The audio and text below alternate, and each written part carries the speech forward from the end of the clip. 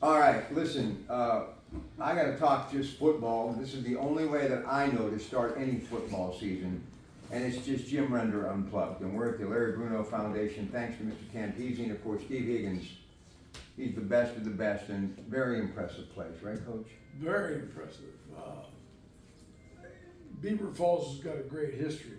It's not just Joe Namath and Larry Bruno. There's a lot of things in here. Very nice. Yeah, and that incredible campus of Geneva College. I was with Gino DeMarco yesterday.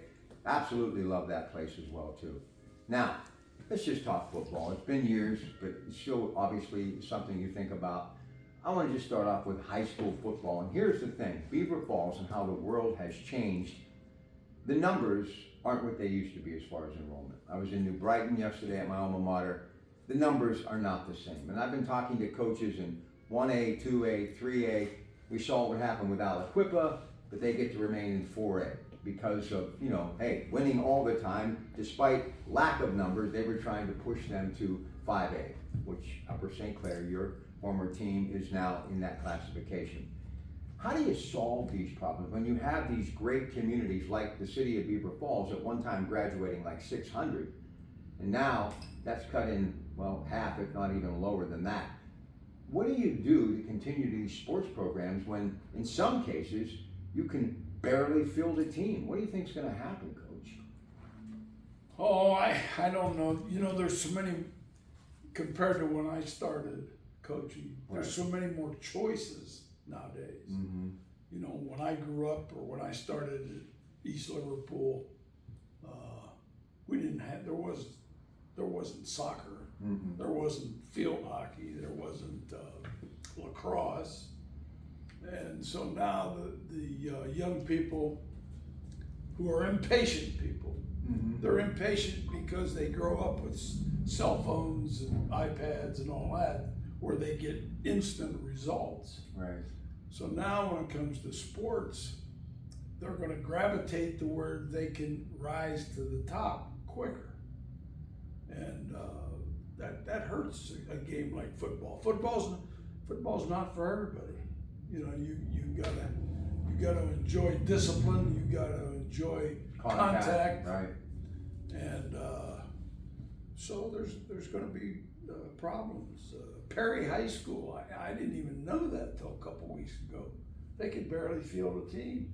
In 1989, when we won the state championship against Westlaw and Wilson, Perry played in the afternoon game Mm-hmm. and beat Berwick, the great Berwick.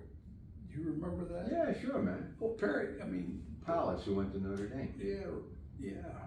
So I was shocked that Perry's having trouble fielding 11 guys or whatever. So times have changed, Rob, and I'm not sure what the answer is. Well, here's the other thing, and I know you do a lot of work helping local schools. You've been a big proponent of the turf industry, and because of all of the different sports and it's being used year round, the wear and tear obviously isn't as bad as natural grass, but then there's been the talk about injuries and all the other stuff. But here's the thing. From all the schools here in Beaver County that I have a close connection to, many of them are smaller schools. They need weight room facilities, they need a better press box, they need a better locker room, they need a field house, and obviously their fields, their stadiums. How do you finance that stuff, and how do you give them what they deserve? I've said this many times. Butch Santacola, you're a former school teacher. I'm a huge fan of it. My children, Robbie and Eva's mother, is a school teacher. A guy who was an assistant coach here in Beaver Falls, Larry Matrazzo, their grandfather was a coach at New Brighton, grew up in Braddock, played here at Geneva. The numbers just aren't there, but I believe kids at Upper St. Clair, kids in Beaver Falls should have the same tools, whether it's in the classroom or on the field of athletics. Classroom, I have an idea of how you can help that, and I'll get to that in a moment, but where's the money come from to help the athletics to have some good equipment? Well, some schools struggle. There's no question. And getting back to that numbers thing, even the large schools. Well, let's take Upper St. Clair. Right. They don't have freshman teams anymore. They incorporate the freshmen into the JV program. Mm-hmm. When I got to Upper St. Clair 100 years ago, we had 2 freshman teams. You know, the school colors were black and white, so they had a black team and a white team. And now they have like 20 freshmen, and they incorporate that into the JV program. I It's don't tricky. know. It's tricky. Yeah, it is. Well, then that brings me to this point. On the radio, I've been talking a lot about U.S. Steel and Nippon Steel. And when I look at what's happening in the global economy, it's a part of the future, and I've seen it work. And in my opinion, the best idea that I could bring forth, and I'm glad because I know you do a little work for Toyota, and I've said this many times, if the automobile industry can work on a global scale, there's no reason the steel industry, Toyota has been an incredible part of America, bringing automobiles not to this country, but manufacturing them in this country. And I believe Nippon Steel will do the exact same thing for U.S. Steel. And what concerns me, and I'm not turning this into a political statement, but then you've got the president who has said, I may block the deal. To me, that would spell the end, I think, within the next handful of years of the steel industry. And one of the reasons why, I'm going to go full circle on you, that a lot of these places like Beaver Falls, Rochester, and Brighton are struggling, and I'll equip in numbers wise, because the steel industry left. And the last thing we can have happen is the icon that is U.S. Steel not be able to get this deal done. It's just my opinion. So you know as well as I do, look at some of the great players like a Joe Namath, Mike Ditka, that came out of this place that is Beaver County.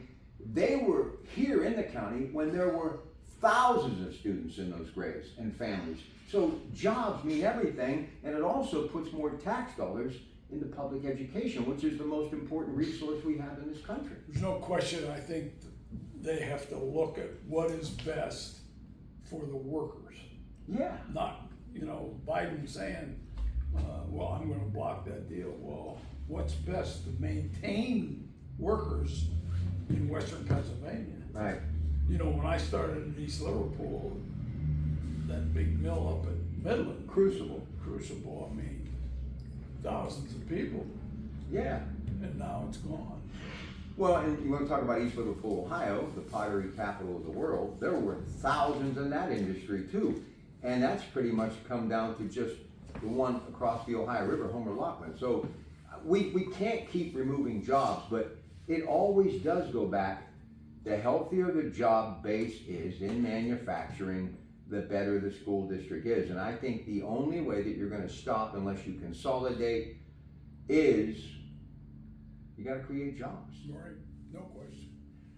What was it like, let's talk Uniontown before we talk about a couple of other things. When you were at Uniontown, that kind of reminds me a little bit of what Beaver Falls was like when Stevie was playing and Joe was playing. What a great town community that is. But back in the heyday of the 60s and 70s, and you had some epic battles with Mr. Yanessa, pretty special place, right? Well, Uniontown, again, in their heyday, they would be like Beaver Falls. A lot of marvelous athletes and a lot of community pride, and they still have a lot of pride. I was at their recent Hall of Fame ceremony. Got a Lifetime Achievement Award. Yeah. Congratulations. Thanks. But the nicest thing is the players that played for me wanted me to come back. Yeah, They man. wanted, and the 1976 team was inducted as a team. In 2022, and they asked me to come and receive the award in their behalf. So I'm treated so well by Coach, former players. you realize I don't realize anything. You treat me so well. well, because I know what you've done for here's the other thing, not just for football, and the Sean Lees and the Doug Whaleys and all those names that I could drop, but what you did as an educator. It's one of the reasons why I love teaching, and this is what frustrates me when teachers, and you remember the days when you were making $6,000 a year if you were lucky. Now, because all of these people have been put out of work in manufacturing, they look at school teachers like they've got the easiest job in the world. And they're not all working 9 months out of the year making $100,000. They work year round, and a lot of these teachers, and I know it firsthand, are taking money out of their own pocket to buy school supplies. Yeah. And something's got to change in this country. Well, first of all, I think we got to go back to some old-fashioned values Amen. and discipline. Yeah, man. You know, I read about these schools fighting about cell phones. You know. Yeah, what do you think about that? I They think shouldn't have no cell phone, right? Period. It's very simple. That's it. You bring a cell phone into my class, you're going to suffer. I mean, there's too many kids in charge. The teacher and the principal and the parents, you know, they're giving in. Can't give in. You know, here's another one that just fractures me. Of course, I'm old, but they say, well, we got to start school later in the morning now because the kids need more rest. Very simple. Take the cell phone off of them at 9 o'clock and the iPad and put them to bed. Go to bed. I mean, why did these kids need more rest than the greatest generation? Who was the guy that wrote that book about? Oh, Tom Brokaw. Tom Brokaw. You know, the greatest generation won World War II and made our country great. And now we got to do it a different way. As my dad used to say, don't make me tell you twice. Before I let you go, this is what I like to do with you, unplug things that are happening. The world that we live in today. So I go back to my alma mater a couple of weeks ago. First time, maybe once in 50 years. I went viral on the internet. It was wonderful. Great teachers, wonderful experience. But the thing that I was so happy, they have a resource officer now, okay? And I said, it has to happen in America, and no sooner do I say that than a 14-year-old, and now his father's been charged, this horrific event in Georgia. You as a former educator, and you're retired now, and you have an opinion like I do. This stuff has got to stop. But how does it stop, this violence? Well, I'm not sure. It's sad, isn't it? It's sad. I think, getting back to this Georgia case, the father should have been arrested.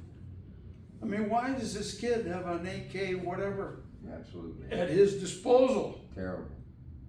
And Well, before I let you go, on a much more happy note, do you still follow a little bit of high school football? I mean, post-cadet, I mean, listen to me a little bit, whatever. Do you still pay attention? well, sure. I get asked that question, like what do I miss or whatever. My simple answer is you can't be as competitive, and I'm not the only one, Larry Bruno, you can't do it as long as we did it and then not miss it. You do. Or I couldn't just walk away and not follow the high school football scene, and I do. But you have to. I don't interfere. Listen, you love Upper St. Clair, and I truly hope somehow, some way, and I am offering my time, energy, whatever, to get a facility like this, because he deserves it, in my humble opinion. But anyway, you got to admit, I love all those schools, the Pine Richlands of the world, the North Alleghenies. I love them, but there's something about football in a place like Uniontown, Bell Vernon, Denora, Monessen, the City League, Couple Stadium, right? And Beaver Falls and New Brighton, Battle for the Bridge, the whole thing. I just love these communities. I understand that, but you are showing your age. Oh, I know. Some things have changed. They have changed. There's nothing better than going to a game at Upper St. Clair. I mean, it's pretty special. And you got a nice coach there and carrying on great tradition. Listen, Steelers, last thing. What do you think? Well, I'm a Mike Tomlin fan. Yeah, me too. Who wouldn't be?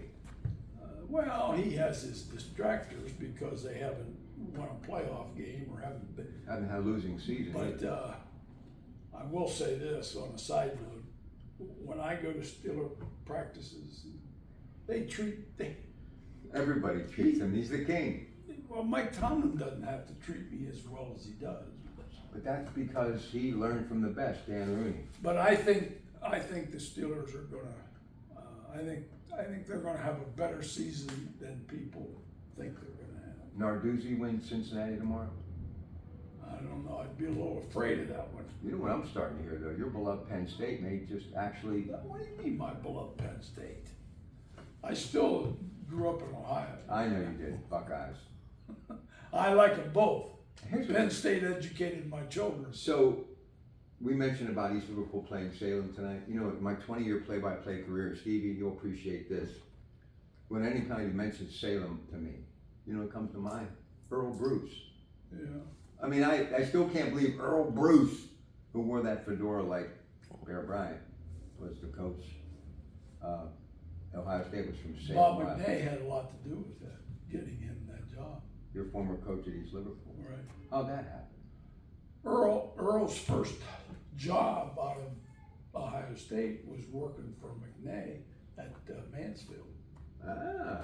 And then he got him to go to, was it Latonia? Latonia or Lisbon, and then he went to Salem. So, did you go into that game? No, I gotta go. No. I wish, but no. Listen, thank you for your time. I appreciate everything you've done for me. You're a gem, and you are one of the most incredible human beings, seriously, that I've ever met. Not about football. And you got John Banaszak as your next door neighbor. Life's pretty good. You mentioned time. Thank you for my time. I had a high school English teacher. She was great. Here we go. And one of her favorite sayings was, "Time waits for no man." I know. And I've tried to live by that, you know. Listen, I got less hair. I start to look more like my dad every day. It's like I go shave in the morning. I'm like, Dad, what are you doing here? Anyway, I love you, Coach. All right, we got lots more to come today. We're going to go ahead to Pittsburgh and talk to Ernie Ritchie from Ritchie's Italian Sausage. It's tailgate time. I don't know why I do this. And don't forget Coons Market Black and Gold Sunday Show. We got that Coons Market here in Hopewell. Okay, Stevie, push the button. Have a great day, everybody.